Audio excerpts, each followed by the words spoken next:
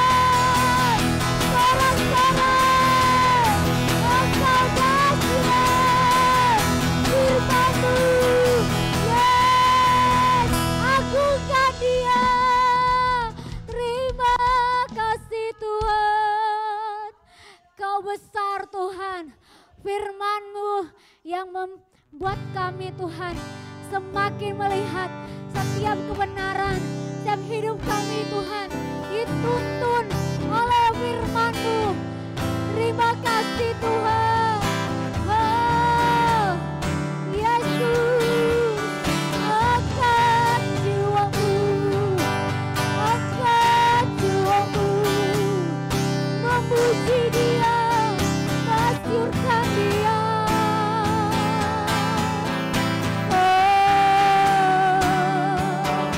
Kita menyembah Dia yang agung, Dia yang setia.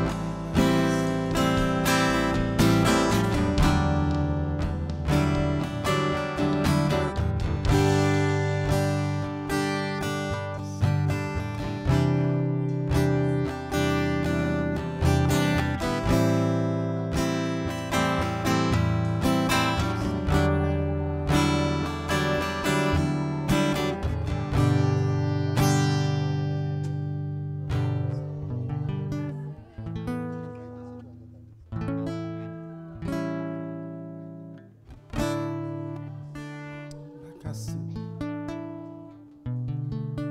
Bagimu Tuhan seluruh hidupku. Tadi pakailah Tuhan bagi kemuliaan.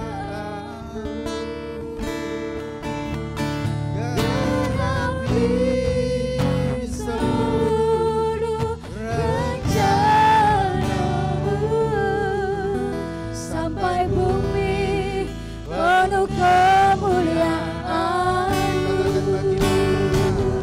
Bagimu Tuhan seluruh hidupku. Pakailah Tuhan Ya Tuhan, bagi kemuliaan-Mu.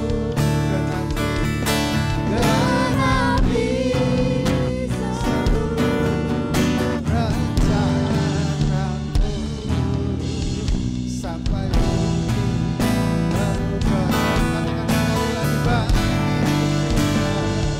bagimu Tuhan seluruh hidup. Pakailah Tuhan bagi kemuliaan. Genapi seluruh rencana-Mu sampai bumi penuh Indonesia penuh kemuliaan. Indonesia penuh kemuliaan. Samarinda penuh kemuliaan. Samarinda penuh kemuliaan.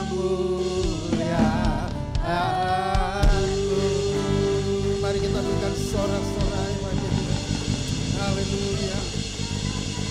Haleluya. Terima kasih Tuhan. Kami rindu Tuhan, bumi ini penuh dengan kemuliaan Tuhan. Kami rindu Indonesia penuh dengan kemuliaan Tuhan. Kami rindu Samarinda penuh dengan kemuliaan Tuhan. Ini hidup kami, pakai kami Tuhan. Jadikan kami berkat Tuhan. Tidak ada waktu bagi kami untuk santai. Biar kami bangkit Tuhan, kami bangkit. Apapun keadaan kami hari-hari ini Tuhan, kami mau bangkit Tuhan. Mau jadi terang, mau jadi garam bagi dunia ini Tuhan. Terima kasih Urapi, pakai kami semua Tuhan Yesus. Hamba berdoa, biar kebenaran firman yang disampaikan akan membangkitkan roh kami, memulihkan kami kembali Tuhan. Biar kami tahu Tuhan, apa tugas kami, fungsi kami sebagai gereja Tuhan. Terima kasih Bapak. Berdoa biar pengurapan Allah turun pagi hari ini. Buat hamba-Mu yang menyampaikan firman Tuhan, buat kami yang mendengar, biar nama Tuhan saja ditinggikan dan dimuliakan. Dalam nama Yesus kami berdoa. Haleluya. Amin. Amin. Berikan tepuk tangan sekali lagi Tuhan kita Raja di atas kami. Ya, silakan duduk Bapak Ibu yang dikasihi Tuhan. Shalom. Ya, saya ucapkan selamat pagi buat kita semua. Senang sekali hari ini bisa menyampaikan firman Tuhan di dalam ibadah raya pertama untuk lebih banyak keluarga ya yang datang pada saat ini. Iya, ini saya bergumul kemarin untuk memilih khotbah di sini atau khotbah di Lojanan, khotbah di sini atau khotbah di Lojanan. Karena tanggalnya sama. Saya berdoa, saya bilang, tolong kasih waktu dong beberapa hari biar ada suara Tuhan jadi jelas supaya saya bisa khotbah di tempat yang tepat kayak gitu saudara. Akhirnya saya pilih di sini saudara untuk menyampaikan firman Tuhan. Dan saya baru datang dari Mahulu tuh baru 3 hari saudara. Dan dalam waktu 4 hari begitu banyak pelayanan sampai saya bingung untuk mau terima yang mana sih pelayanan kayak gitu tuh. Dan tidak mudah saudara, saya tidak mau cuman hanya sekedar khotbah ya. Tapi saya mau kalau bisa ada di tempat yang tepat. Kemarin ada retreat PMK, biasanya saya selalu hadir di sana. Kali ini saya nggak hadir. Saya bilang minta maaf saya nggak bisa khotbah di tempat kalian karena waktunya itu bersamaan bertabrakan dengan jadwal pelayanan saya di satu pelayanan. Jadi akhirnya saya bilang minta maaf saya nggak bisa bawa firman di tempat kalian. Untuk kali ini karena hampir setiap tahun saya selalu isi gitu saudara, nggak pernah absen kayak gitu. Kali ini bolehlah sekali-sekali absen mereka, nggak apa-apa. Oke, puji Tuhan. Nah, hari ini saya dikasih tema, apakah tema dari Pak Gembala sama pengurus ya, bangkit dan jadi terang ya, amin. Oke, ini bukan tema Natal ya, jadi berkat ya. Iya, jadi saya berharap tema ini bukan tema Natal kayak gitu. Amin. Karena selalu dipakai Natal bangkit jadi terang, nanti kalau Natal kayak gitu. Habis sesudah Natal kita jadi apa ya? Tidur semua kali. Oke, jadi selalu akan mengingatkan kita, amin. Jadi terima kasih buat Pak Elison, Bu Ami, Pak Gembala, seluruh pelayan Tuhan di sini, diaken, semua jemaat, karena saya bisa dikasih kesempatan untuk melayani lagi. Pagi hari ini, mari kita lihat ini firman Tuhan yang sudah terbiasa kita baca ya. Di dalam Injil Matius pasal 5, Matius 5 ayat 13 sampai dengan ayatnya yang ke-16, Bapak Ibu yang dikasih Tuhan. Jadi tema bangkitlah dan jadi terang, kan kita ingin jadi berkat, saya ganti temanya hidup yang berdampak. Amin saudara, hidup yang berdampak. Oke. Sekali lagi Matius pasal 5 ayat 13 sampai dengan ayatnya yang ke-16, kita baca sama-sama, oke? 1, 2, 3. Kamu adalah garam dunia, jika garam itu menjadi tawar, dengan apakah ia diasinkan? Tidak ada lagi gunanya selain dibuang dan diinjak-injak orang. Kamu adalah terang dunia, kota yang terletak di atas gunung tidak mungkin tersembunyi. Lagi pula orang tidak menyalakan pelita lalu meletakkannya di bawah gantang, melainkan di atas kaki dian sehingga menerangi semua orang di dalam rumah. Demikianlah hendaknya terangmu bercahaya di depan orang, supaya mereka melihat perbuatanmu yang baik dan memuliakan Bapamu yang di surga. Amin. Ayat yang sudah tidak lazim lagi bagi kita, saudara. Tapi saya coba saudara perhatikan baik-baik firman Allah pada pagi hari. Jadi saya ganti temanya hidup yang berdampak. Sebetulnya ini khotbah seri saya, ada 4 khotbah di dalam satu bagian ini, saudara. Tapi cukup 2 saja karena cukup panjang sekali, saudara. Ada 2 hal yang akan kita pelajari hari ini, saudara. Hidup yang berdampak.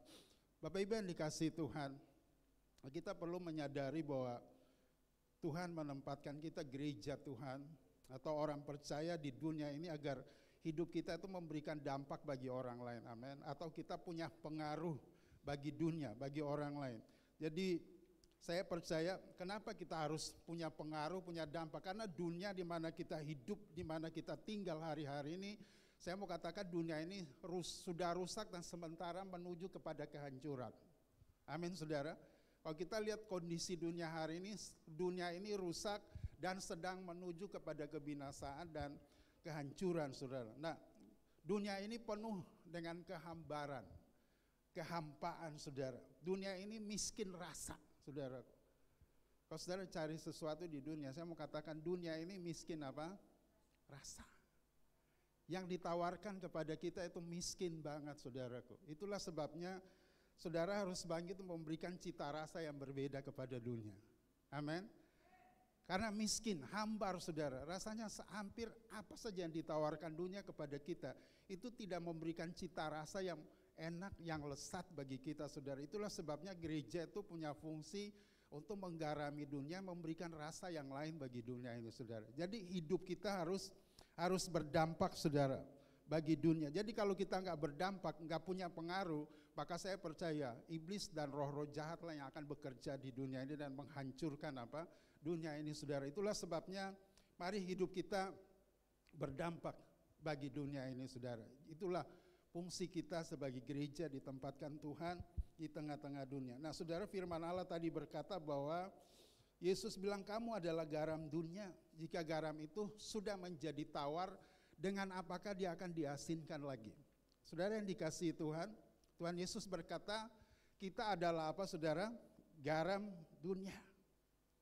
Saudara, ini poin yang pertama ya. Jadi gereja itu berdampak dengan cara kita menjadi garam dunia atau menggarami dunia ini saudara. Nah, kita tahu bahwa garam itu memberikan banyak manfaat bagi manusia. Sebetulnya ini salah satu khotbah saya, ada 9 fungsi garam dan dikaitkan dengan kehidupan kita sebagai orang percaya. yang itu bisa memberikan pengaruh, dampak bagi orang lain atau dalam hubungan pribadi kita dengan Tuhan itu bisa digambarkan seperti apa? Garam, saudara. Jadi garam itu mempunyai fungsi yang sangat banyak, saudara, bermanfaat bagi manusia. Nah, saudara, kalau kita lihat di zaman dulu, saudara, zaman kuno, garam itu adalah barang yang sangat berharga sekali. Sangat apa? Berharga. Nah, itulah sebabnya orang Yunani menganggap garam itu sebagai sesuatu yang ilahi atau bersifat ilahi. Nah, sebetulnya ini kata ilahi atau bersifat ilahi itu sebetulnya itu ada gambaran dari garam. Karena garam itu berbicara tentang kemurnian juga bisa. Garam itu bisa berbicara tentang kasih. Garam itu bisa berbicara tentang kesucian dan sebagainya. Jadi orang Yunani berkata garam itu apa? Bersifat ilahi, saudara. Nah, orang Romawi bilang tidak ada yang lebih berharga daripada garam dan matahari. Tidak ada apa yang lebih berharga daripada garam dan matahari. Itu orang zaman dulu, saudara. Itu berarti garam dan matahari itu mempunyai fungsi yang sangat penting bagi manusia. Nah, saudara perhatikan, kita akan pelajari, saya cuma kasih 3 manfaat garam yang ada kaitannya dengan hidup kita sebagai orang percaya. Amin. Nah, apa saja tuh manfaat garam 3 ini? Tadi saya bilang ada 7, nah ini 3 saja, saudara, yang ada hubungannya dengan hidup kita. Bagaimana kita mempengaruhi orang, mempengaruhi dunia dengan hidup kita sebagai garam dunia. Saudara perhatikan, yang pertama, garam itu memberikan rasa sedap dan lezat pada makanan. Amin. Setuju ya? Garam itu memberikan apa? Rasa sedap atau lezat pada makanan. Itulah sebabnya Ayub pasal 6 ayat 6 dan 7 berkata begini. Ayub pasal 6 ayat 6 dan 7 dikatakan, dapatkah makanan tawar dimakan tanpa garam, ataukah apakah putih telur itu ada rasanya? Saudara, lalu ayat 7, aku tidak sudi menjamannya. Semua itu makanan yang memualkan bagiku, saudara. Jadi Ayub sendiri berkata, dapatkah makanan tawar dimakan tanpa apa? Garam. Ataukah putih telur itu ada rasanya, saudara? Gak ada ya. Jadi dengan kata lain, Ayub mau mengatakan bahwa garam itu mempunyai fungsi, manfaat yang sangat besar bagi kehidupan manusia, saudara. Jadi saudara perhatikan, sekali lagi saya katakan garam memberikan rasa sedap atau kelesatan pada makanan. Makanan tanpa garam akan terasa apa? Hambar, tidak enak, tidak punya cita rasa sama sekali, saudara. Nah, hari ini saya tidak berbicara tentang garam hari-hari yang kita makan, saudara, tetapi lebih kepada kaitannya dengan kehidupan kita sebagai orang percaya menjadi garam dunia, saudara. Nah, kalau saudara perhatikan apa yang ada di dunia, saudara, hari ini, kalau saudara perhatikan semua yang ditawarkan oleh dunia bagi saya dan saudara hari-hari ini, saya mau katakan hampir-hampir kita lihat tidak ada cita rasanya, saudaraku, atau hambar. Amin, saudara. Saya perhatikan apa sih yang ditawarkan dunia yang begitu menarik bagi saya dan saudara. Saya bilang hambar, tidak ada cita rasa, saudara. Coba saya perhatikan tayangan di televisi, saudara lihat sinetron, saudara. Apakah banyak manfaat bagi saudara? Ya, ada ya yang bermanfaat. Saudara lihat seri-seri film, saudaraku, yang kita bisa lihat. Karena memang saya nggak hobi nonton sinetron, saudaraku. Jadi kita lihat banyak hal yang saudara ditawarkan oleh dunia, entah itu film atau apa sinetron yang kita nonton di televisi. Saudara lihat isinya itu hampir kebanyakan negatif, saudaraku. Apa yang kita saksikan di sana? Kekerasan ada, pembunuhan ada, saudara. Apalagi perceraian ada, apalagi saudara di sana. Ada yang berbau mistik, saudaraku. Apalagi film-film nuansa agama itu ya, saudara. Perhatikan itu sadis-sadis, saudara. Orang tuh kelihatan sakti banget, saudara. Bahkan anak-anak kecil aja sudah dibuat begitu sakti, lalu anak-anak kita yang nonton, aku kepingin seperti anak itu, saudara. Karena apa? Sakti, saudaraku. Nah, ada banyak hal, saudara, hiburan-hiburan yang kita saksikan hari-hari ini, saudara. Belum ditambah lagi dengan dunia maya, saudaraku, di smartphone, saudara. Ada FB, ada IG, ada WA dan lain-lain sebagainya, saudara. Dan saya mau katakan apalagi di dunia nyata, saudaraku. Nah, kalau saudara perhatikan semua yang ditawarkan oleh dunia. Memang ada yang bermanfaat, kalau kita lihat berita di televisi kan bagus juga saudara, saya suka. Ada hal-hal yang disodorkan bermanfaat, tapi kebanyakan itu tidak mempunyai cita rasa saudaraku. Saya bilang hambar saudaraku. Itulah sebabnya saudara, kita sebagai orang percaya, kita harus punya pengaruh saudara. Untuk apa? Untuk mempengaruhi hal-hal yang tadi hambar itu saudara. Makanya hidup kita tuh harus menjadi apa? Garam dunia saudaraku. Nah seringkali saudara, saudara mungkin pernah dengar orang bilang begini, ketika kita menyaksikan semua tingkah laku dari dunia yang hambar saudara, yang ditawarkan kepada kita saudara, yang tidak memiliki cita rasa sama sekali. Ada orang bilang begini, mau jadi apa dunia ini saudara? Kalau saudara perhatikan semua yang terjadi, yang saudara lihat, lalu kita bilang mau jadi apa dunia ini. Pernah nggak ngomong kayak gitu ya, ketika saudara lihat semua yang ditawarkan, disodorkan dunia kepada kita saudara. Mau jadi apa dunia ini? Seharusnya begini saudara, seharusnya kita bertanya, gereja, apa yang sudah kita perbuat bagi dunia ini saudara? Bukan mau jadi apa dunia ini saudara. Jadi kalau saudara anak Tuhan, saudara tanya seperti itu, seharusnya kita sadar, mau buat apa kita bagi dunia ini saudara, untuk apa? Mempengaruhi, untuk mengantisipasi semua cita rasa dari dunia yang begitu hambar saudara. Dan tadi Ayub bilang makanan tanpa garam itu memualkan gitu saudara. Jadi nggak ada yang enak saudara yang disodorkan dunia kepada kita. Mungkin ada hal yang baik saudara ambil positifnya saja, tetapi yang negatifnya saudara harus apa? Tinggalkan. Nah saudara, mengapa saya bilang pengaruh media sosial, pengaruh dari televisi dan sebagainya itu seringkali begitu kuat bagi dunia ini saudara. Saya punya teman hamba Tuhan, dia punya anak saudara kira-kira umur 5-6 tahun. Dia sudah sekolah minggu, belajar sekolah minggu. Lalu satu waktu saya tanya kepada anak ini, Dek, mau tanya, hebat Tuhan Yesus atau kesatria baja hitam? Siapa yang pernah sini hidup pada zamannya kesatria baja hitam, tolong angkat tangannya. Wih banyak juga ternyata ya. Ada yang suka baja hitam saudara. Ternyata banyak di sini yang senang kesatria baja hitam saudara. Mengerikan. Cucu saya bilang sungguh mengerikan. Banyak ya. Iya, saya sudah dewasa tapi saya perhatikan anak-anak dulu suka kesatria baja hitam saudara. Kenapa saya tanya anak ini, Dek kamu suka kesatria baja hitam, lebih hebat mana? Tuhan Yesus atau kesatria baja hitam? Lebih hebat kesatria baja hitam. Itu anak pendeta. Kenapa saudara? Karena saya tahu dari koleksinya dia saudaraku, banyak itu patung-patung boneka kesatria baja hitam itu di rumah berhamburan sana sini saudaraku. Dan memang itu salah satu permainan dia. Bagaimana dia bisa bilang begitu? Dia lihat di televisi. Kasihan Tuhan Yesus, bilang kalah Tuhan Yesus sama kesatria baja hitam. Itu kata-kata dia, saya bilang aduh kasihan betul dek. Dia bilang Yesus itu lebih hebat dari itu, kan cuman patung doang kamu punya kayak gitu. Enggak, Yesus kalah sama kesatria baja hitam. Kenapa dia bisa bilang begitu? Karena dia lihat. Makanya ibu-ibu, bapak-bapak kita yang punya anak, tolong deh perhatikan tayangan di rumah itu loh. Kalau ada tayangan-tayangan yang udah kekerasan kayak gitu, aduh sudah lebih baik ditinggalkan saja kayak gitu. Karena itu mempengaruhi pikiran anak-anak saudara. Dia bisa ngomong kayak gitu, anak pendeta saudara, teman saya baik, akrab kayak gitu. Karena saya sering ke rumah dia. Jadi saudara perhatikan, mari pagi hari ini saudara, kita tinggalkan kesatria baja hitam saudara. Kita teruskan firman Tuhan hari ini. Jadi kita tanya mau jadi apa dunia ini saudara. Nah saudara, seharusnya pagi hari ini saya mau katakan, mari kita sebagai gereja Tuhan, mari kita bangkit dan menjadi apa? Garam dunia. Amin saudara. Saya mau katakan begini, gereja itu bukan gudang garamnya dunia, bukan tumpukan gudang garam. Amin.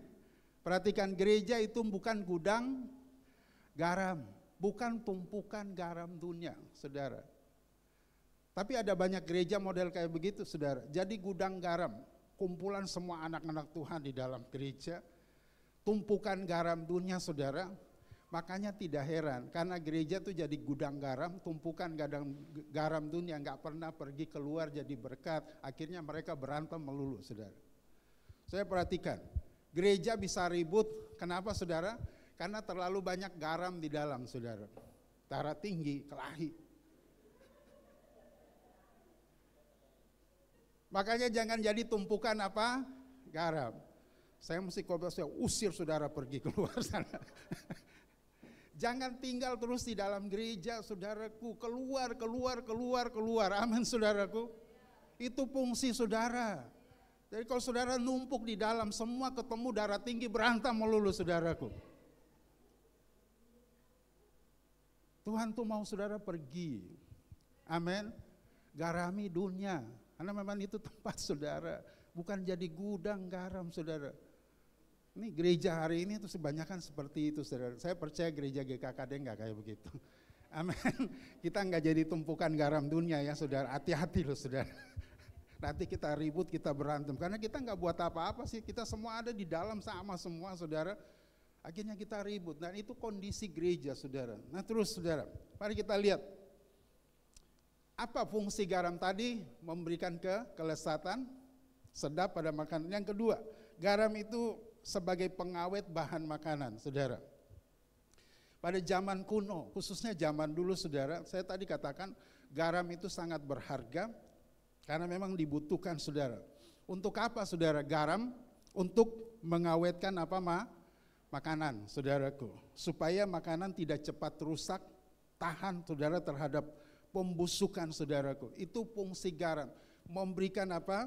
Pengawet bagi makanan saudara. Nah, saudara, apa hubungannya dengan hidup saya dan saudara? Saya percaya begini, dunia ini akan rusak, akan binasa dan sedang menuju kepada kebinasaan kalau orang percaya tidak hadir di sana. Amin saudara. Kalau saudara tidak menggarami dunia ini, itu seperti makanan pada zaman dulu, daging, ikan yang tidak dikasih apa? Garam. Itu mereka kan cepat membusuk dan hancur saudara. Nah itulah sebabnya fungsi gereja sebagai garam dunia. Kita harus ada. Amin saudaraku. Kalau kita enggak ada saudara, dunia ini pasti akan membusuk karena dosa saudara. Akan hancur kalau tanpa saya dan saudara.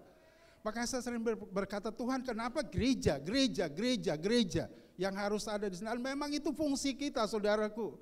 Kalau saudara enggak garami mereka akan membusuk, akan binasa karena dosa. Itulah sebabnya kita harus ada di sana. Garam kasih kita itulah yang memulihkan keadaan mereka. Amin saudaraku. Ketika saudara datang di tengah-tengah lingkungan atau satu kelompok orang yang saudara merasa mereka itu orang-orang yang tidak percaya Yesus, lalu kita bisa memberikan dampak bagi mereka. Saya percaya itu bisa mencegah pembusukan. Amin. Saudara bisa mencegah banyak orang masuk ke dalam api neraka karena hidup saya dan saudara berarti bagi mereka. Seperti apa? Garam. Itulah sebabnya kenapa Yohanes 3 ayat 16 kita hafal. Ayo sama-sama bilang Yohanes 13 1 ayat Yohanes 3 ayat 16. 1 2 3.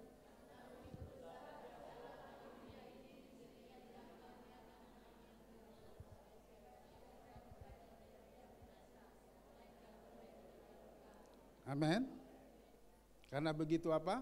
Besar kasih Allah akan dunia. Karena kasih itu mencegah kehancuran dan kebinasaan saudara. Karena kasih saya dan saudara, karena perbuatan baik saya dan saudara itu menghambat, menolong banyak orang tidak cepat pergi ke apa? Ke neraka saudara. Karena kita ada di sana. Jadi saudara, hidup saya dan saudara itu begitu berarti bagi dunia ini saudara.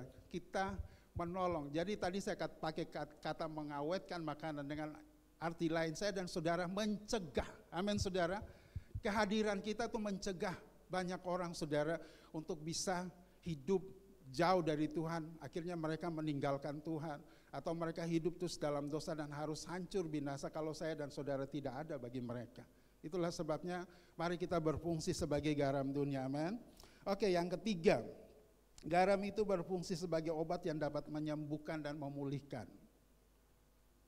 Coba saudara lihat 2 Tawari pasal 2 ayat 19 sampai 22. Di sana diceritakan saudara, 2 Tawari pasal 2 19 sampai 22. Di sana diceritakan tentang kondisi kota Yeriko. Firman Allah berkata kota itu letaknya bagus, tetapi sering terjadi keguguran bayi dan kematian disebabkan karena air di kota Yeriko itu tidak sehat atau tidak baik, saudara. Mau tayangkan boleh lihat gitu. 2 Tawari pasal 2 ayat 19 sampai 22. Nah, saudara perhatikan. Firman Allah berkata, sering terjadi keguguran bayi dan kematian. Rupanya ini kebanyakan kepada ibu-ibu, saudaraku. Jadi ketika mereka minum air itu apa? Ada keguguran bayi dan banyak yang mati, saudara. Tetapi saudara perhatikan, mereka kasih tahu kepada Nabi Elia, di sini seringkali terjadi keguguran bayi dan kematian karena air yang diminum, saudara. Dan apa yang terjadi? Firman Allah berkata, Elia menyehatkan air di Yeriko itu, saudara. Pakai apa? Pakai apa? Pakai obat atau pakai garam? Pakai garam, saudara. Dia ambil pinggan, dia masukkan garam, dia buang ke dalam air. Pada saat itu, air itu sehat dan tidak pernah lagi terjadi kematian bayi dan keguguran. Amin, saudara.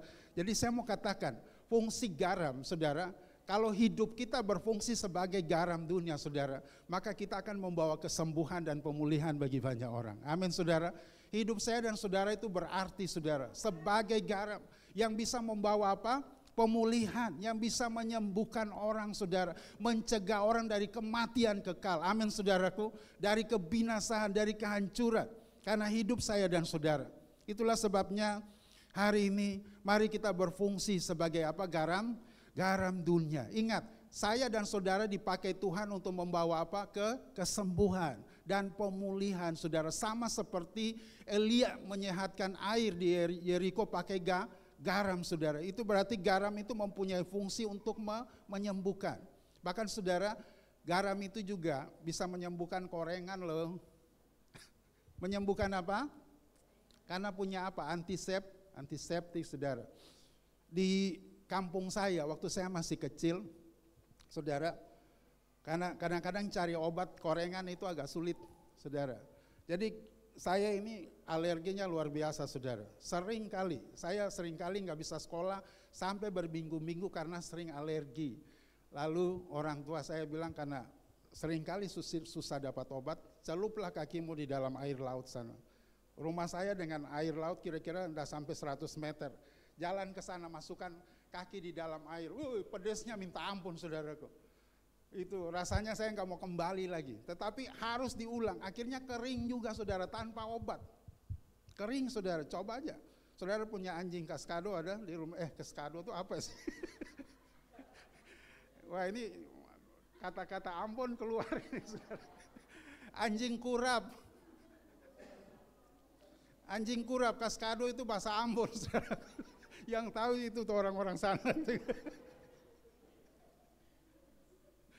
Saudara, coba dilemparkan ke dalam laut berapa kali pasti sembuh, saudara. Percaya, nggak usah dikasih obat macam-macam. Masukkan ke air laut, pulang lagi, kasih lagi. Lama-lama kulitnya mulus lagi, saudara.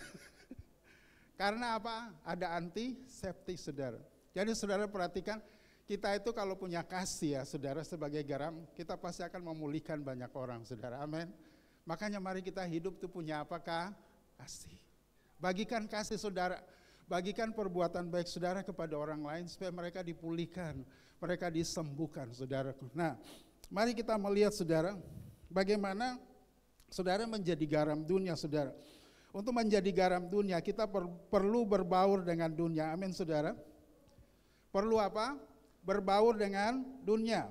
Sama seperti garam yang larut di dalam apa? Makanan. Nyaris tidak kelihatan, tetapi dampaknya itu ada. Amin, saudara. Ketika saudara makan di rumah, pernahkah saudara cari-cari ada garam di dalam? Enggak. Tetapi saudara bisa nikmati apa? Rasa. Enggak kelihatan, tapi berdampak, saudaraku. Jadi saudara, kita mau jadi gereja itu harus berbaur. Amin. Harus berbaur dengan apa? Dunia, bukan kompromi. Maksudnya berbaur itu supaya kita jadi berkat. Sama seperti garam, saudara. Tidak kelihatan, tetapi dampaknya itu bisa dirasakan, saudara. Ketika saudara makan, saudara nggak akan tanya ada garam nggak, asinnya ada, sudah cukup saudara rasakan. Jadi saudara perhatikan, meskipun saudara garam itu ya, kalau saudara perhatikan, bukan warnanya yang putih itu yang memberikan dampak, tetapi apa? Rasa asin di dalam garam itu, saudara, yang memberikan dampak, saudara. Jadi Orang bisa merasakan makanan itu enak karena ada garam tadi, enggak kelihatan tapi berdampak saudara. Nah perhatikan, hidup kita sebagai orang percaya saudara, mungkin kita merasa kita itu minoritas di bangsa kita saudara. Tetapi bukan berarti karena kita minoritas, berarti kita tidak bisa jadi berkat bagi bangsa kita. Bisa, amin saudaraku. Jadi kita bisa memberikan dampak bagi bangsa kita, bagi dunia ini saudara. Yang dibutuhkan itu bukan banyaknya garam, tetapi kualitas dari garam itu sendiri. Amin saudara. Pernahkah ada yang masak sayur 1 panci, garam 1 bungkus? Ibu-ibu, nanti diomelin sama bapaknya itu. Enggak ada saudara. Sayur bening 1 panci paling garamnya 1 sendok teh atau kurang dari itu saudaraku. Karena saya tuh suka masak makanya saya bisa ngomong saudara. Saya tidak pernah kasih 1 bungkus garam di dalam sayur bening yang hanya baskom kayak gini saudara. Bisa kiamat dunia. Saudara, perhatikan. Jadi bukan banyaknya ya, bukan banyak garam yang bisa memberikan makanan itu jadi enak saudara. Bukan warnanya putih yang menarik yang buat makanan itu enak, tetapi kualitasnya dan pengaruhnya itu loh saudara. Di dalam makanan itu yang bisa kita memberikan dampak. Jadi hidup kita saudara, nilai-nilai kebenaran yang ada di dalam hidup saya dan saudara, kualitas hidup saya dan saudara secara rohani, itulah yang memberikan pengaruh bagi orang lain. Amin. Bukan banyak gereja yang bisa mengubah satu kota, bukan jumlah jemaat besar yang bisa mengubah kota, tetapi kualitas hidup orang percaya. Amin saudara. Sekalipun kita enggak banyak, tapi dampaknya itu bisa dirasakan itu saudara. Saya berdoa supaya mulai hari di lingkungan di mana kita berada, saudara coba melakukan sesuatu yang bisa memberi dampak kepada lingkungan saudara. Amin. Amin. Iya, sekalipun itu kecil saudara, jadi kita tuh jadi garam. Jadi jangan takut minoritasnya saudara. Kita punya pengaruh yang besar. Amin saudara. Kalau kita ada seperti garam hanya sedikit, tetapi pengaruhnya itu luar biasa saudara. Orang bisa merasakan hidup saya dan saudara. Mungkin kita ada di tengah-tengah kelompok orang-orang yang tidak percaya, yang tidak bertobat. Tetapi kehadiran kita, apa yang kita lakukan mungkin itu tidak hebat, tidak besar. Tapi itu sudah cukup untuk memberikan dampak di tempat di mana kita berada. Amin saudara.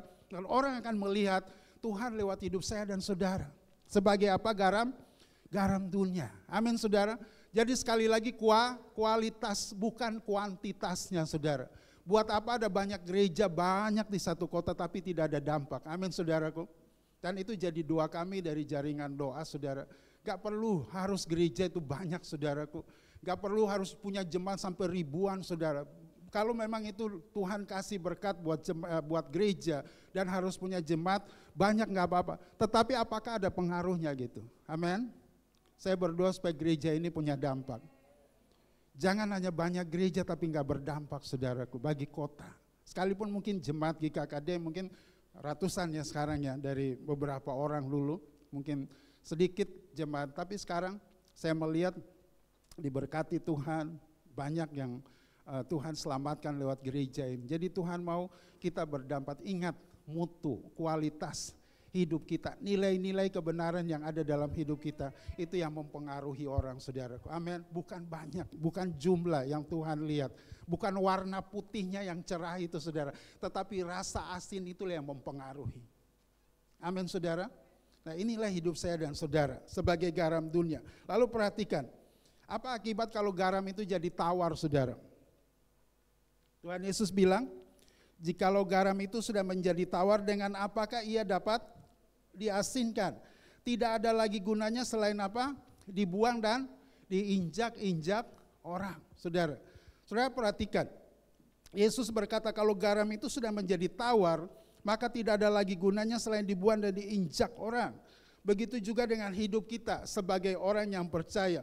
Kalau hidup kita enggak berfungsi sebagai garam dunia, kalau hidup kita enggak berdampak dan mempengaruhi dunia ini secara, maka saya yakin dan percaya hidup saya dan saudara itu sia-sia. Buat apa saudara hidup di dunia kalau tidak punya pengaruh dampak apa-apa? Itu seperti garam yang sudah kehilangan rasa asinnya diinjak-injak orang saudaraku. Ini mengerikan saudara. Nah kalau hidup kita sebagai orang percaya tidak punya dampak, maka hidup kita akan sia-sia. Dan saudara jangan heran saudara kalau kita disepelekan, kita diremehkan, kita tidak dianggap saudara sebagai orang Kristen. Karena kita nggak berfungsi sebagai garam dunia. Amin saudaraku. Amin. Iya, jangan heran saudara, orang melihat kita dengan sebelah mata, kita dihina, kita diejek, kita diolok terus saudaraku, karena kita nggak berfungsi. Coba saudara berfungsi, orang pasti akan melakukan, ngomong sesuatu yang baik. Jadi jangan sampai hidupmu diinjak-injak orang. Amin saudara. Jangan jadi orang percaya yang hidupnya tidak berfungsi. Sia-sia hidupnya saudara. Mari hidup kita beri makna bagi orang lain. Hidup kita beri arti bagi orang lain. Sehingga orang lihat ada sesuatu di dalam hidup saya dan saudara. Amin saudara. Kalau tidak kita akan seperti garam yang diinjak orang saudara. Disepelekan, diremehkan, direndahkan saudara. Dan hari ini saya mau katakan kepada saudara. Gereja Tuhan ada untuk memberikan dampak kepada orang lain. Amin saudara. Kepada dunia ini saudara, supaya mereka melihat Yesus yang ada di dalam hidup saya dan saudara. Mereka tidak akan meremehkan kita saudara. Amin.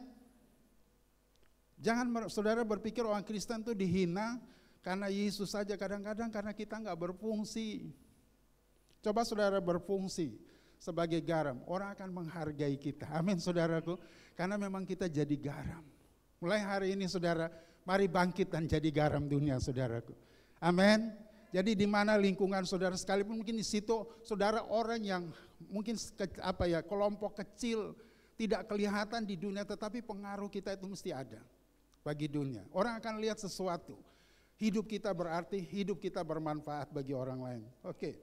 Kemudian yang kedua, gereja itu sebagai terang dunia, saudara. Mari kita lihat ayat 14 dan ayatnya yang ke-15. Kamu adalah terang dunia, kota yang terletak di atas gunung tidak mungkin tersembunyi. Lagi pula orang tidak menyalakan pelita, meletakkannya di bawah gantang, melainkan di atas kaki dia sehingga menerangi semua orang yang ada di dalam rumah. Demikianlah terang, hendaknya terangmu bercahaya di depan semua orang, supaya mereka melihat perbuatanmu yang baik dan memuliakan Bapamu di surga. Saudara, dampak yang kedua selain kita jadi garam dunia, kita juga harus menjadi apa? Terang dunia saudara. Apa alasannya saudara harus jadi terang dunia? Karena di dalam hidup kita itu ada terang. Amin.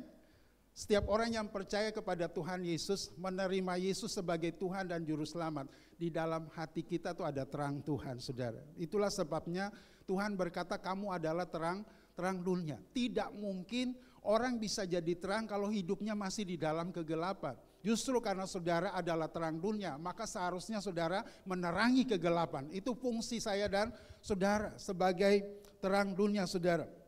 Jadi karena kita sudah menerima terang itu saudara di dalam hati kita. Sejak kita bertobat, terima Yesus sebagai Tuhan dan Juru Selamat dalam hidup kita. Saudara perhatikan Yohanes 8 ayat 12 bilang begini. Yohanes 8 ayat 12 dikatakan, Maka Yesus berkata pula kepada orang banyak, katanya, akulah terang dunia, barang siapa mengikut aku, ia tidak akan berjalan dalam kegelapan, melainkan ia mempunyai apa? Terang hidup itu. Amin saudara. Kalau kita ikut Tuhan Yesus, firman Allah berkata kita mempunyai terang hidup itu, yaitu Yesus sendiri yang ada di dalam hidup saya dan saudara.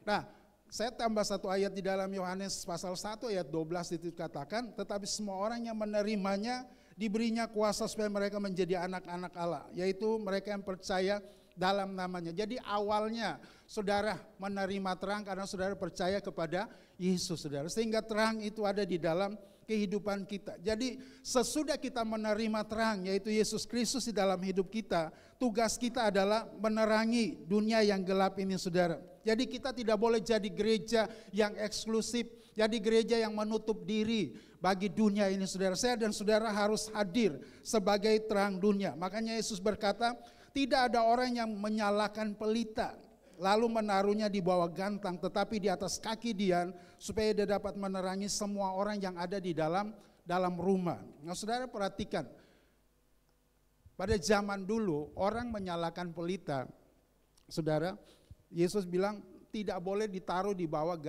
gantang saudara. Saudara tahu gantang itu apa? Gantang itu artinya, itu sebetulnya sejenis alat ukur saudara, yang ringan, dan itu juga sekaligus berfungsi sebagai menampung benda-benda kering. Sudah digunakan untuk menaruh benda-benda kering. Nah, sekalipun gantang itu cukup besar, saudara, untuk menutupi pelita. Namun fungsi gantang itu bukan itu, saudaraku.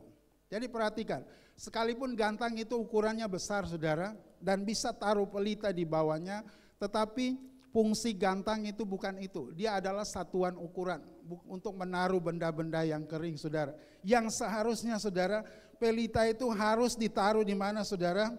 Di atas kaki Dian, bukan di bawah gantang, saudara. Pelita itu akan tetap menyala. Tetapi saudara perhatikan, ini juga sama dengan hidup kita. Saudara, Tuhan tidak mau hidup kita itu seperti pelita yang ditaruh di bawah gantang, saudara. Nyalanya ada, tetapi nyalanya di dalam situ saja. Nyalanya tidak bisa keluar kemana-mana, saudara. Nah, sama dengan hidup saya dan saudara sebagai orang percaya. Saya percaya kita sudah menerima terang itu di dalam hidup kita. Yesus ada dalam hidup kita. Dan Tuhan tidak mau hidupmu itu berputar-putar di situ terus. Amin, saudaraku. Tinggal di situ terus. Nyala sih, tapi nyalanya juga di situ. Nyalanya di gereja saja, saudaraku. Gak boleh. Amin, saudara. Kita harus keluar. Sekali lagi keluar. Amin, saudaraku. Saya usir saudara pergi keluar, saudaraku. Jangan tinggal terus di dalam, saudara. Jadi nyala apa? Pelita tadi itu nggak bisa terpancar kemana-mana, saudara. Di dalam situ saja dia nyala, tetapi tidak berfungsi. Saudaraku, sekali lagi Tuhan mau kita nyalakan pelita itu di atas kaki Dian. Amin, saudara. Supaya bisa menerangi semua orang yang ada di dalam rumah. Bahkan Tuhan Yesus bilang, kota yang terletak di atas gunung pun tidak akan tersembunyi, saudara. Karena ada terang Tuhan, saudara. Jadi saya percaya hidup saya dan saudara sebagai terang dunia itu berfungsi, berdampaknya luar biasa, saudara. Firman Allah berkata, kota yang terletak di mana? Di atas gunung, saudaraku. Tetapi bisa diterangi karena pelita. Saudara, pelita itu besar enggak? Bukan lampu 1000 watt, saudaraku. Kecil. Sekali lagi, kecil tapi bisa menerangi kota yang tersembunyi di atas gunung. Saya renungkan firman ini luar biasa hidup saya dan saudara sebagai orang percaya. Terang yang kecil itu bisa mempengaruhi sebuah kota loh, saudara. Amin. Bisa menerangi apa? Sebuah kota. Apalagi kita yang banyak kayak gini, saudara. Kalau kita semua jadi terang, apa jadinya kota Samarinda ini? Amin, saudaraku. Kalau saudara berfungsi. Lilin itu, pelita itu kecil loh, saudara. Tapi dampaknya itu bukan main. Bisa kota yang tersembunyi aja bisa kelihatan. Jadi jangan main-main dengan hidup saya dan saudara. Dampaknya luar biasa.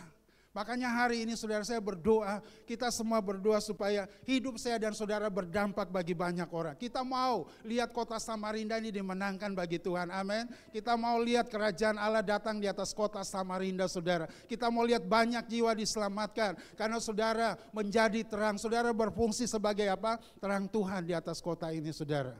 Mari saudara jadi terang. Saya percaya lilin itu sekalipun kecil, dia masuk di dalam sebuah ruangan, itu sudah mempengaruhi ruangan itu. Amin, saudaraku. Apalagi kita jemaat GKKD yang cukup banyak hari ini, kalau hidup kita berfungsi sebagai terang Tuhan, kita pasti akan memenangkan banyak orang bagi Tuhan.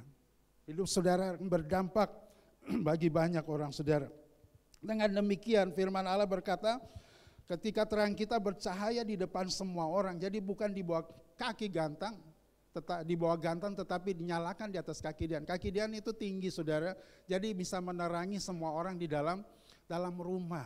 Makanya Yesus bilang, biarlah terangmu bercahaya di depan apa? Semua orang, supaya mereka melihat perbuatan baikmu dan memuliakan Bapamu yang di surga. Mari Bapak Ibu yang dikasihi Tuhan, mari kita jadi terang Tuhan, biar orang melihat perbuatan baik kita, kasih kita yang kita tunjukkan kepada orang lain, sehingga mereka bisa memuliakan apa? Bapa kita di surga, saudara, lewat hidup saya dan saudara. Nah, yang menarik, saudara, pada pagi hari ini, mari kita lihat lagi di dalam Efesus. Saya ajak saudara baca dulu Efesus pasal 5 ayatnya yang ke-8.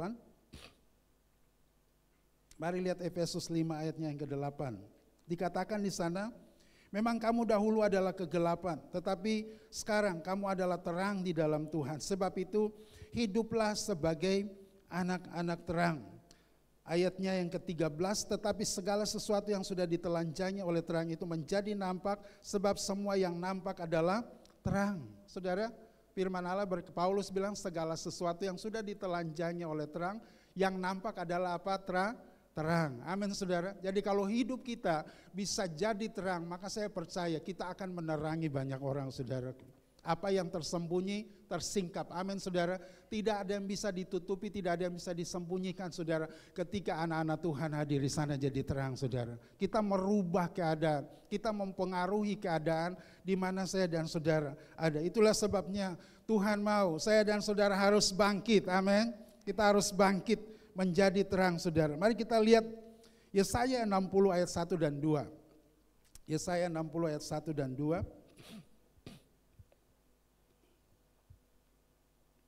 Yesaya 60 ayat 1 dan 2 firman Allah berkata, bangkitlah menjadi teranglah, sebab terangmu datang dan kemuliaan Tuhan terbit atasmu. Sebab sesungguhnya kegelapan menutupi bumi dan kekelaman menutupi bangsa-bangsa, tetapi terang Tuhan terbit atasmu dan kemuliaannya menjadi nyata atasmu. Efesus 5 ayat 14 berkata, Efesus 5 ayat 14, tolong bisa ditayangkan.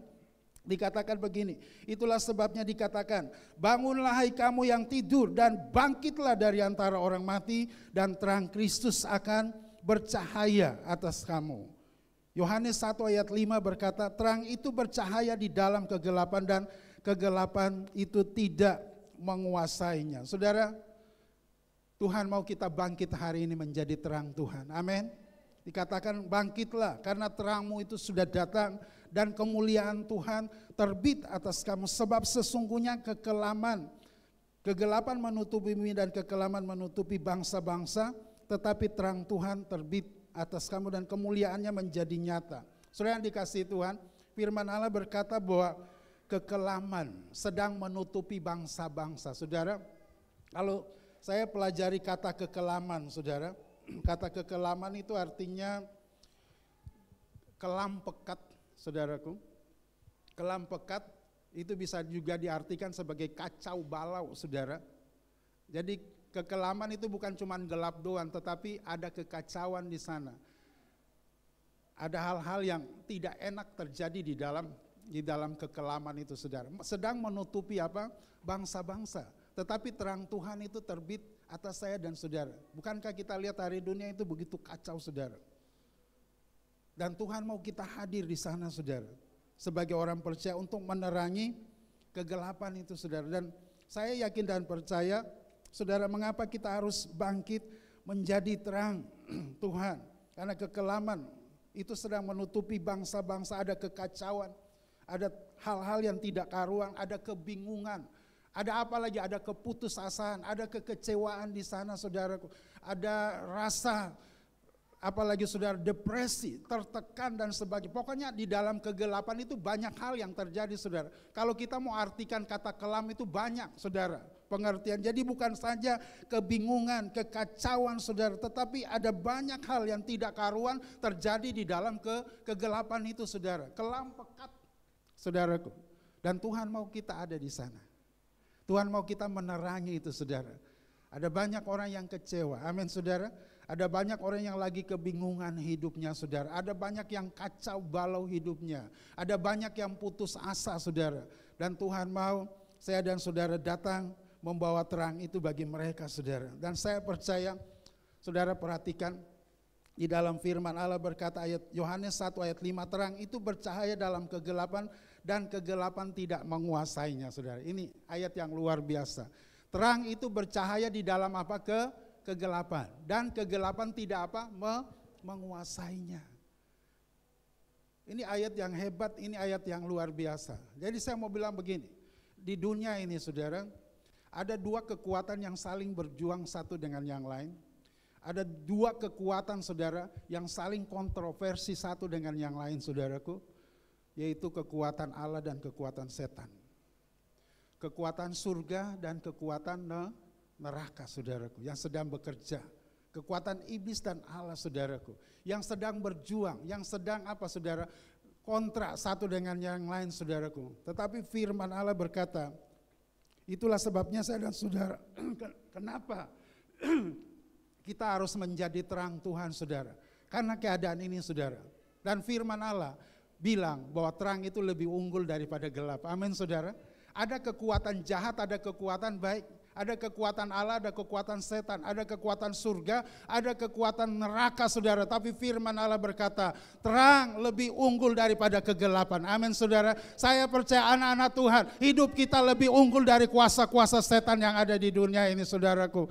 Kita yang memerintah, bukan kita yang diperintah. Amin, saudaraku. Terang yang memerintah, bukan kegelapan yang memerintah, saudara. Itulah sebabnya Paulus berkata, bangkitlah kamu dari orang mati supaya terang Kristus bercahaya atas hidupmu. Amin, saudaraku. Jangan tidur rohani. Amin. Kasih tahu sebelah kiri kanan, jangan tidur rohani. Kasih bangun. Cepat. Ya, bangun.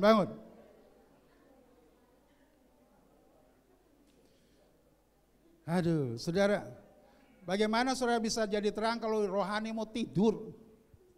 Tak bisa, amin, saudaraku. Paulus bilang, bangkitlah kamu dari antara orang mati, baru terang Kristus bercahaya atas hidupmu, saudara. Mari kita bangkit, saudara, karena kita lihat terang lebih unggul daripada kegelapan, saudara. Hidup saudara lebih berkuasa daripada setan. Amin, saudara. Kita yang memerintah, bukan setan yang memerintah di dalam hidup kita, dalam keluarga kita, dalam pekerjaan. Mari kita bangkit, saudaraku, karena terang itu ada di dalam hidup saya dan saudara. Yesus lebih berkuasa daripada kuasa setan, kuasa iblis. Surga lebih berkuasa dari neraka. Amin, saudaraku. Makanya fungsi saya dan saudara harus menjadi terang Tuhan. Haleluya. Terang selalu lebih menang dari gelap. Makanya bangkit pada hari ini. Saudara yang tidur rohani, mari bangun. Jangan tidur. Saya mau gereja ini bangkit, amin, saudara. Keluarga-keluarga bangkit, amin. Ya, sekalipun ada masalah, ada persoalan di dalam rumah tangga kita, bangkit, amin, saudara. Mungkin saudara sedang diterpa oleh badai kehidupan di dalam rumah tangga, masalah pekerjaan, masalah usaha kita. Bangkit, saudaraku, amin, saudara. Karena ada terang Tuhan yang berkuasa di dalam hidup kita. Itu bisa mempengaruhi keadaan yang ada dalam hidup saya dan saudara. Kita yang menang, saudara, bukan kita yang kalah, amin. Karena ada terang Tuhan di dalam hidup saya dan saudara. Saya tidak mau saudara tinggal terus dalam keadaan keterpurukan. Apapun masalahmu, Tuhan mau engkau bangkit hari ini, saudara. Jangan kalah karena keadaan kita mungkin lagi sakit dan sebagainya. Dalam nama Yesus bangkit, amin, saudara. Karena kita lebih unggul, saudara. Kuasa itu ada dalam hidup saya dan saudara. Saya berdoa hari ini supaya Tuhan bangkitkan roh saudara. Saya berdoa supaya Tuhan terus pulihkan saudara. Apapun kondisi yang kita alami hari-hari ini, saudara. Karena kita mau jadi berkat bagi banyak orang. Amin. Jangan lihat masalah. Jangan lihat keadaan. Saya tahu saudara, ada yang bergumul dengan banyak hal. Tapi Tuhan tidak mau kita lihat kondisi yang kita alami saat ini, saudara. Bangkit, karena terang lebih berkuasa dari kegelapan. Roh yang ada di dalam hidup lebih besar dari roh-roh yang ada di dunia. Jangan biarkan hidupmu terpuruk, saudara. Jangan biarkan masalah menekan di dalam hidup saudara. Bangkit hari ini, saudara. Kita mau jadi berkat bagi banyak orang. Amin, saudara. Amin. Amin. Siapa yang mau bangkit? Bangkit berdiri semua hari ini. Haleluya. Puji Tuhan. Oke. Haleluya.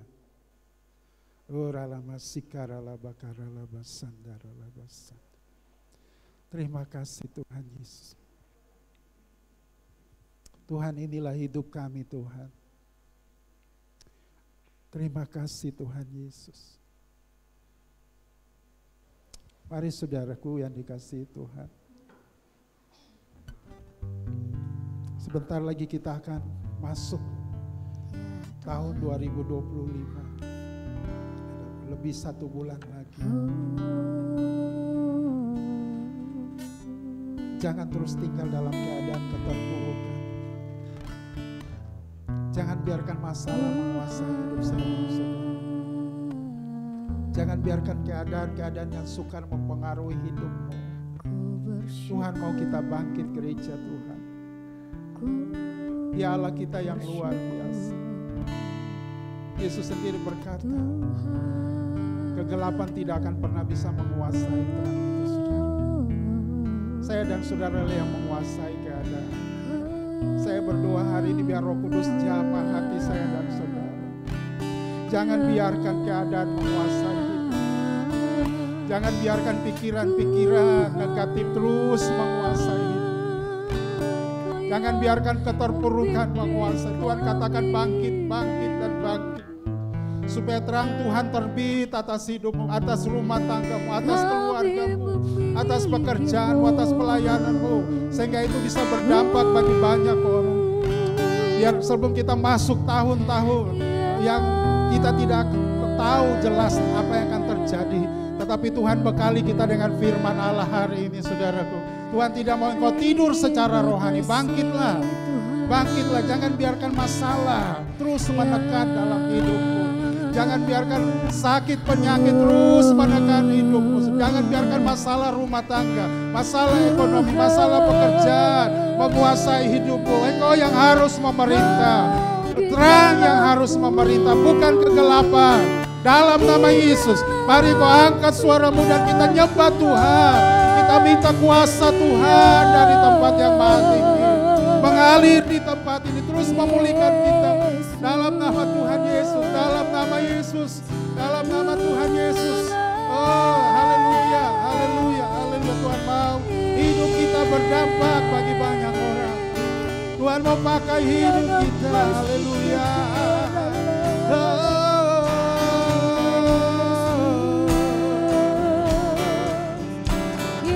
Makasih Tuhan, ini waktunya Tuhan.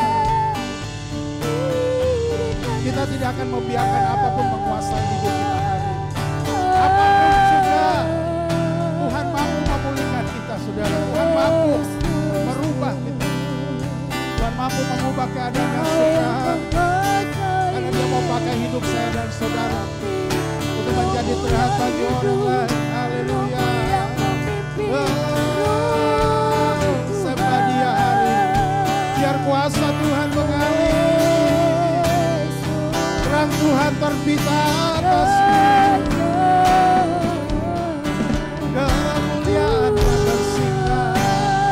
Kemuliaan Tuhan datang atas hidup. Kami tidak mau kalah terhadap keadaan. Haleluya.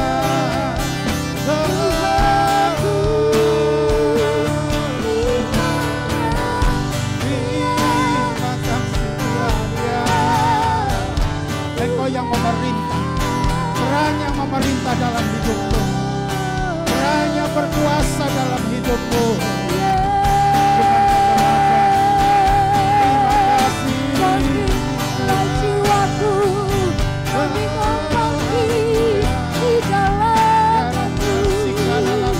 Kemuliaan yang membangkitkanku di dalam anugerah-Mu. Kemuliaan Tuhan bersinar atas kita. Bangkitlah karena terang-Mu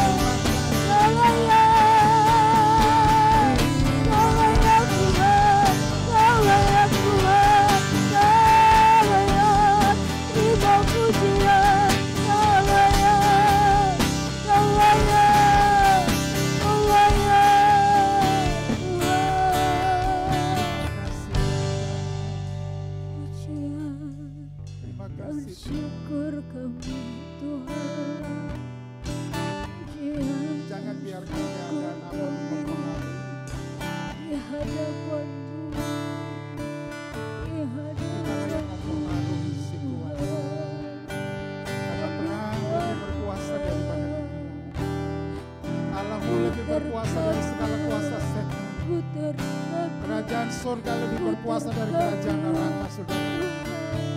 Itulah yang menjadi pegangan hidup kita sehingga kita boleh bangkit. Mari Bapa pulihkan kami kembali, bangkitkan kami, supaya kami tidak tidur secara rohani, kami tidak mengalami kami mau bangkit, kami mau bangkit, kami mau cari berkat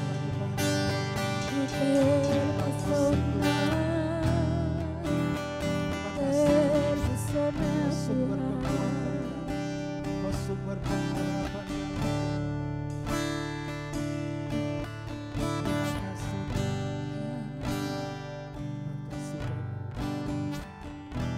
Tuhan jamah setiap hati kami. Kita berdoa Tuhan, kemuliaan mengalir di atas Tuhan. Hadirat Tuhan penuhi kami semua. Biarkan Tuhan menjamah hati kami. Biarkan Roh Kudus menjamah. Tuhan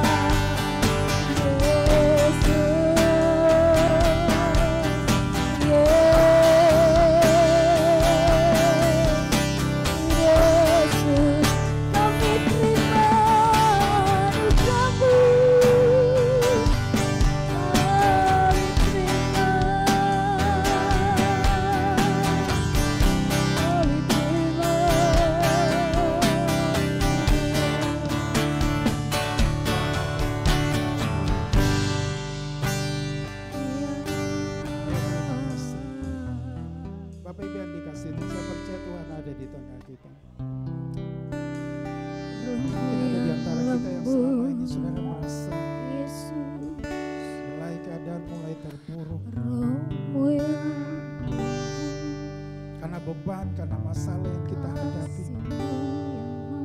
Tuhan mau Engkau bangkit hari ini, saudara. Percaya kuasa yang ada dalam hidupmu ini. Saya rindu berdoa buat saudara supaya saudara pulihkan kembali. Saya rindu didoakan angkat tangan hari ini. Terima kasih Yesus. Permasalahan rumah tangga, keluarga, apa saja. Ya Tuhan. Bangkit saudara, biar Tuhan pulih bekerja. Terima kasih. Terima kasih Tuhan. Angkat tangan berdiri. Lihat kuasa Tuhan bekerja. Lihat kuasa Tuhan mulai bekerja dalam hidup.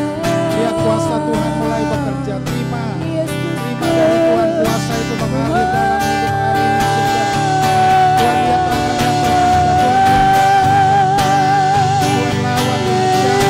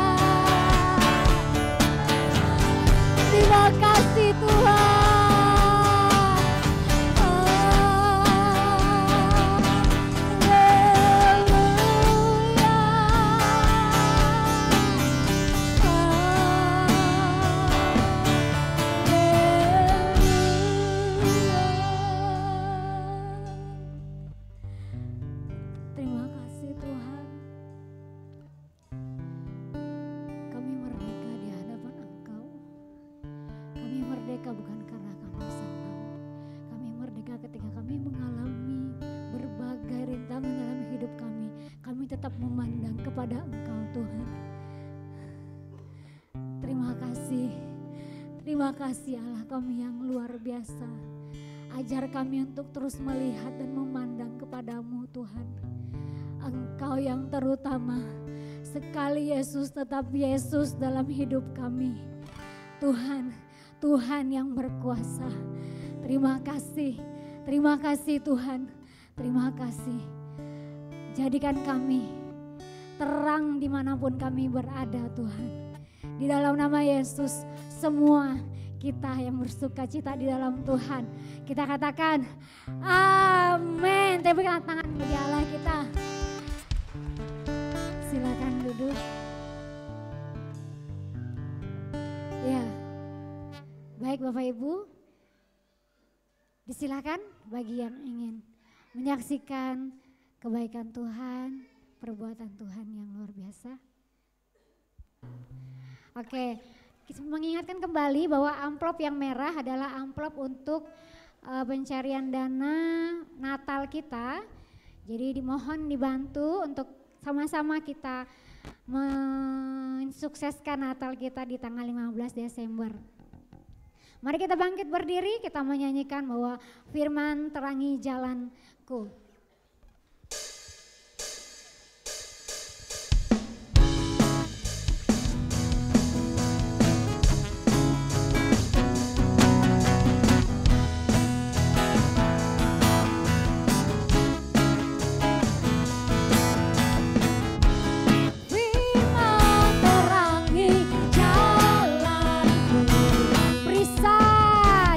Perisai iman di setiap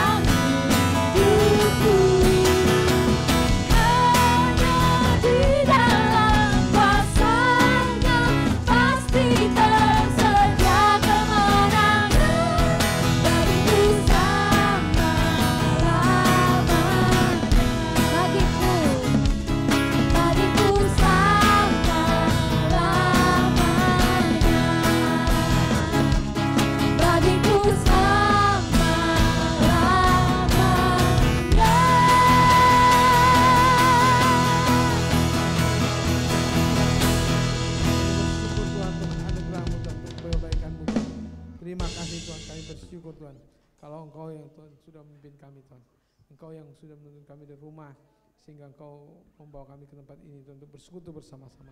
Roh-Mu yang sudah mengurapi kami, memakai kami Tuhan, sehingga kami bisa menyembah-Mu dalam roh dan kebenaran dan dalam pengurapan-Mu. Terima kasih Tuhan Yesus untuk pekerjaan Roh-Mu.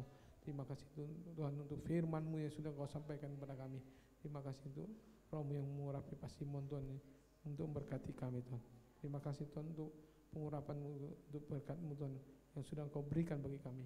Terima kasih Tuhan, kami bersyukur padamu, biarlah Engkau terus bangkitkan kami, biarlah kami terus menyala-nyala berdampak bagi tetangga-tetangga kami, bagi keluarga-keluarga yang ada di tengah-tengah kami, dan juga bagi banyak orang di sekitar kami, bagi teman-teman kami di kantor kami. Siapkan kami Tuhan bagi kemuliaan nama-Mu, siapkan kami Tuhan untuk melakukan pekerjaan-Mu. Roh-Mu yang mengurapi kami, mempersiapkan kami. Terima kasih Tuhan Yesus, kami bersyukur padamu Tuhan Yesus. Terima kasih Tuhan Yesus, kami bersyukur bahwa hari ini kami sudah memberkati pelayanan ini Tuhan, dan kami sudah memberkati Kau Tuhan. Terima kasih Tuhan, Kau memberkati apa yang kami sudah persembahkan Tuhan. Kau memberkatinya Tuhan, dan pakailah bagi kemuliaan nama-Mu Tuhan Yesus. Persiapkanlah hamba-hamba-Mu untuk mempersembahkannya bagi Engkau, dan pakailah Tuhan bagi kemuliaan nama-Mu, bagi mempersembahkan pelayanan ini bagi Engkau Tuhan, dan bagi memberkati banyak pelayanan Tuhan. Engkau yang memberkati Tuhan hamba-hamba-Mu Tuhan, yang memberkati kota kami, memberkati negara kami ini Tuhan. Kau yang memberkati dan Kau mengurapi hamba-Mu untuk menyebarkannya Tuhan, menurut kasih karunia-Mu Tuhan, dalam nama Tuhan Yesus. Terima kasih Tuhan Yesus, kami bersyukur padamu Tuhan Yesus. Terima kasih Tuhan Yesus, kami bersyukur bahwa Engkau sudah memberkati kami, dan kami mempersembahkan diri kami kepada Engkau. Dan terima kasih Tuhan untuk anugerah-Mu, Kau yang sudah mempersiapkan kami bagi kemuliaan nama-Mu. Kembali kita angkat tangan kita. Terima kasih Tuhan Yesus, kami mengangkat tangan kami kepada Engkau Tuhan Yesus. Ini kami Tuhan Yesus, kami persembahkan diri kami kepada Engkau Tuhan Yesus. Kami serahkan diri kami kepada Engkau. Roh-Mu yang mengurapi kami, mempersiapkan kami Tuhan untuk kemuliaan nama-Mu. Roh memakai kami Tuhan, biarlah Engkau yang mengurapi kami, memakai kami Tuhan dalam pekerjaan kami. Biarlah Engkau berkati segala apa yang kami kerjakan Tuhan. Roh-Mu yang mengurapi kami, memakai kami Tuhan Yesus, dan Engkau yang berkati apa yang kami lakukan Tuhan, dan Engkau yang melipat gandakannya Tuhan Yesus. Berkatilah Tuhan segala sesuatu yang kami lakukan dalam nama Tuhan Yesus Kristus. Terima kasih Tuhan Yesus, kami serahkan diri kami kepada Engkau, dan kami akan pulang dalam damai sejahtera-Mu, dan Engkau yang menyertai kami dalam perjalanan kami, dalam berkat-Mu yang berlimpah-limpah, dalam nama Tuhan Yesus Kristus. Kami sudah berdoa dan kami mengucap syukur. Haleluya. Amin. Puji Tuhan, salapkan dirinya. Salapkan dirinya, katakan yang berdampak jadi terang.